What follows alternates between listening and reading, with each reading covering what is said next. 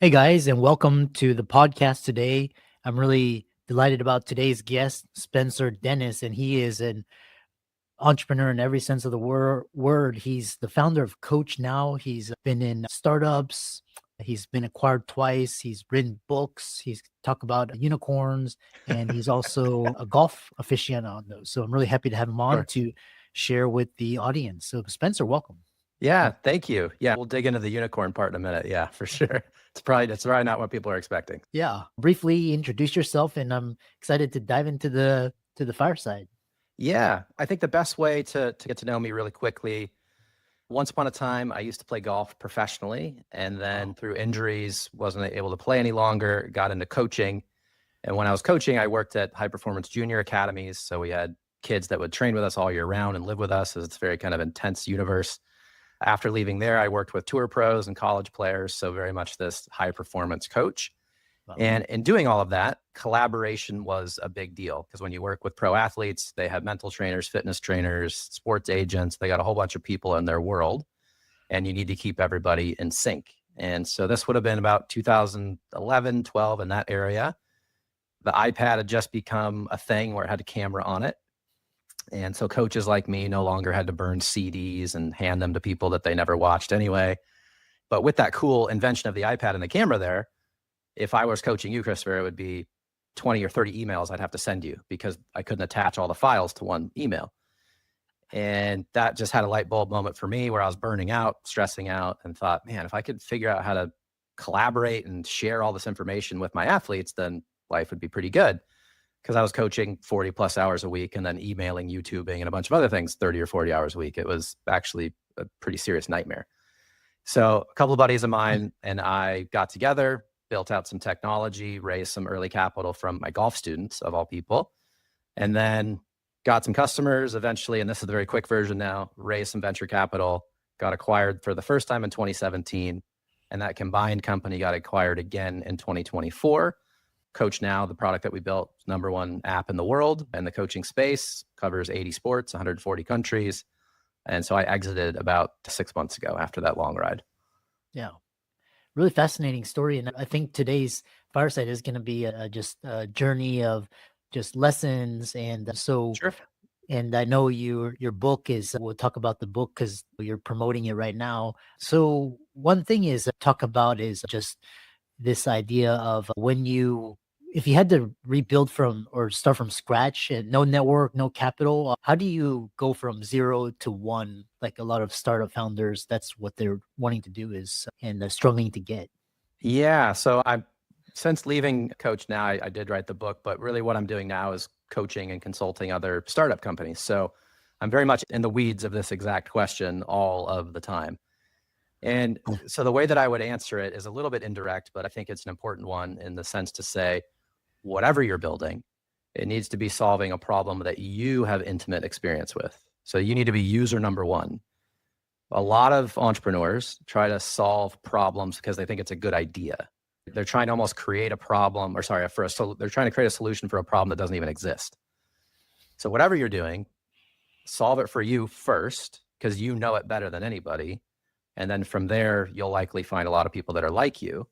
But what I would say beyond that is that before you start vibe coding or really coding in real life, other than the vibe coding tools, is identify a distribution channel. Make sure that you can get this to an audience because it's not enough to just build something. People will not come to it. You need to have built-in distribution channels. So in my example, being a golf professional way back when, I knew lots and lots of other golf coaches, and those golf coaches are viral customers because the tool we built for them was a business tool. So they would invite in all their athletes. So you have to have this stuff sorted out. I cannot tell you how many startup founders I meet these days that say, I've got a great idea. I've already spent 50 grand on it. And now I need to sell it. Like I need to start selling it. And I say, you got this backwards. You should have been selling it before you even built it. Get the interest, maybe even collect emails, go as far as collecting deposits so that you can validate that idea before you just waste a ton of time and energy and sadly a lot of money going the wrong direction. Yeah. Yeah. And I love this analogy between the sports world and the startup world. And a lot of entrepreneurs that have come onto the podcast, come from sports backgrounds, or like we have had a Navy SEALs, but talk about why you believe founders need to treat themselves like high performance athletes. It's a great question. Thank you for asking that. Yeah. So I think over the years, right, when you think about startups, and when we're talking about technology startups, this is different than running a restaurant or something, but let's just think about startups. The story is you basically need to sleep under your desk, eat top ramen, sacrifice your entire life, raise venture capital at some crazy valuation that you can never recover from, eventually sell the company, and everything's going to be okay. 99% of the time, it's not okay. You end up as an entrepreneur just falling apart. So the analogy that I make is that if you are gritty and gutsy enough to take a leap and build something, you are likely a high performing type of person, right? You've got a great idea and you're taking the steps. The Patriots, right? An NFL team, world champions for a long time, they would not recruit somebody out of college, spend $10, $15 million on them and say, good luck, we'll see you at the game. Right? Why are we continually doing this to founders to essentially say, here's a check from a VC, good luck, we'll see you at the board meeting, you better be growing at hockey stick rates, and I'm not going to pay you anything to do that, and we're not going to give you any more resources, coaching, or support. So I'm a huge believer that anybody out there building companies needs coaching, they need fractional help, they need support, just like a pro athlete. So I'm beating that drum heavily to try to make sure that we don't just keep steamrolling all these great entrepreneurs out there. We actually support them. Yeah. And along the same lines of VC money, because I spent my summer out in San Francisco this year, and a lot of startup founders, they move out to San Francisco, and one in particular, their dream was to get into YC. That's like the thing. Yeah, exactly. But it sounds exciting, but what are the traps that come on with taking venture capital? I think you could appreciate this, right? If you're starting a business, a large part of why you're starting the business is because you don't want a boss. How many people are leaving their current jobs and say, I'm going to be an entrepreneur? They don't say, I'm going to leave this job, be an entrepreneur, and then hire myself a boss, right?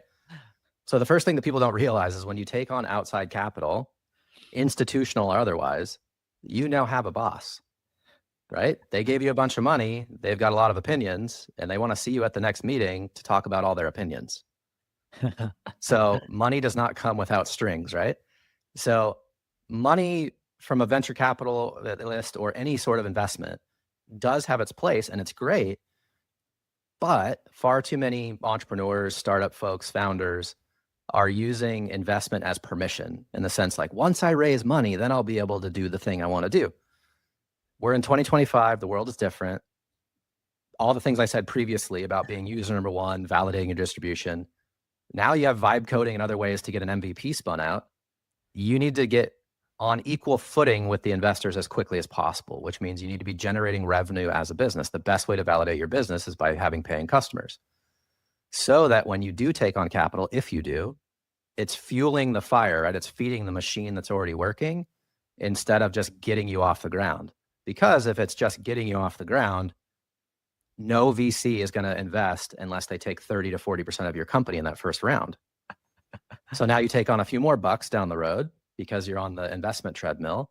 By the end of it, you have a lot of bosses and no upside. So every deal that you make from day one with Y Combinator or others, you need to understand that is the first domino of many, right? What deal terms you set today will come back to bite you down the road. Wow. Yeah. Yeah. I know a lot of founders are excited just to get that first check. And it's really, and I love how you enlightened that. Next question I have for you is what I love is how you elucidate what post-acquisition life is. And isn't something most founders talk about, glamorize the IPO and just people on a yacht or something. But what happens after the check clears emotionally, financially, operationally? Obviously, you've been there. So talk about that and what to be aware of.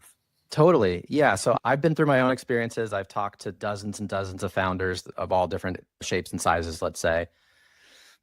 So the way I break it down is this, is that 1% of the time, the acquirer and the acquiree are high-fiving. Like, we love each other. This is working out great. The other split works like this way. The acquiring company messes it up so badly that they give it back to the founder and say, you deal with it. Or they mess it up so badly and the founder has already quit because they're so pissed off, right? I haven't met anybody. There's very rare people that are like, yes, I love this thing that just happened. So for all of us to be dreaming about acquisitions, the reason why a lot of us dream for that is you're hearing stories of people that sold their IP and they weren't hired on to continue, so they could just walk away. The majority of people that get acquired, the staff is so integral to the success of that company that they have to stay on as a part of the deal, which means they need to vest into more stock options to actually see an upside. So what people don't talk about is a lot of acquisitions are small amounts of cash, lots amount of new equity that you have to vest into. So often as a founder, you're on an infinite vesting schedule because you get acquired once. Then they take on private equity to recapitalize the company. Guess what? They just sold a bunch of the company. You didn't get any cash, but the company did. But now you get to vest into new options of this new company. So that's the story that most people are scared to tell, is that very rarely is there a lot of cash. Someday maybe, but once you sell the company, you might be in for another 5 to 10 years before you see any money. Wow. So just be aware of that, because all these deal structures are like kicking the can down the road. Yeah. Sounds like a cautionary tale of be careful of what you wish for, and be careful who you take money from. Another question I have for you is, what's interesting is you started with sports and tech. So how do you see the future of human tech, remote training, and how everybody learns? That's a great question. Yeah, I think I was just on an AI panel a couple of weeks ago talking about this similar thing. So obviously AI is what everybody's talking about. I even wrote this in my book to say it is a bubble, it will burst. Because when I was out raising capital over the years, it was self-driving cars, VR, AR, crypto, blockchain, right? Every few years, it's everything. So I'm not discounting that AI is a big deal, but it will consolidate and there will be a few winners and most people will either go out of business or be swallowed up. So that said, in regards to high performance, especially athletics, I do not see the future NBA champion or Otani or Scotty Scheffler or somebody saying, thank you to my AI coach. This is why I won. Yeah. No matter what, AI in a performance sense will be there to augment the coaching relationship, hopefully inform it more, arm the player and the coach with more data that maybe they didn't have before, but it's still going to take the coach who's been there, done that, can manage the relationship, manage the personality of this person to actually get them to where they want to be. So at best, I think it's going to be very supportive. At worst, you're going to have way too many athletes thinking that their AI in their pocket can get them to be a pro athlete someday. It's not going to happen. Yeah. And along those lines, you referenced your book. What was the meaning, or what is the impetus behind the title? And what's the biggest thing repeating across the startup world? Yeah. Am I okay to curse on this, Sean? Yeah. The title? Okay. So it's called How to Fuck a Unicorn, a cautionary tale for founders, investors, and acquirers. The reason why I made it that title, one, it stands out. So at least you'll go, what the heck is this?